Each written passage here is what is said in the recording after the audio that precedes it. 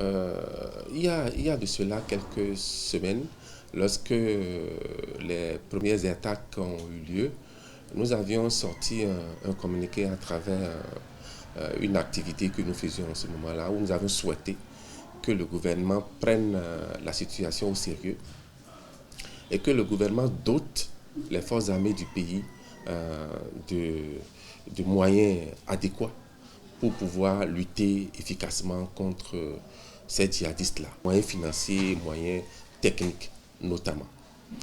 Nous avions été heureux de savoir que au cours de leur dernier conseil extraordinaire, le gouvernement a compris qu'il faut mettre effectivement des moyens. Au-delà des forces armées qui doivent être équipées, il faut que le gouvernement travaille davantage à associer tous les Béninois. Troisième chose, c'est qu'il ne suffit pas de promettre le matériel.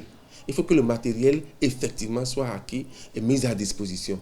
Et aux populations de leur dire que ceux qui viennent attaquer ne viennent pas toujours avec des véhicules, de gros véhicules militaires avec des armes dessus. Mais non, ils se transforment en des hommes ordinaires, en des hommes comme vous et moi. Et ils viennent peut-être demander l'hospitalité chez vous, ou bien rester dans un champ, ou bien des trucs du genre. Et puis, leur moment arrivé, et ils se débusquent, et puis ils agissent, et ils vous frappent, et puis ils disparaissent aussi. Donc, il faut que la population soit aux aguets, informer aussi à temps les autorités pour que l'action adéquate soit mise en place pour pouvoir les débusquer. Nous sommes dans une situation difficile et dangereuse. Et aujourd'hui, les seuls remparts que nous avons, c'est nos forces de sécurité et de défense. Je voudrais qu'ils soient assurés de la reconnaissance du Parti des démocrates. Plusieurs des victimes déjà ont été déjà amenées à leur dernière demeure.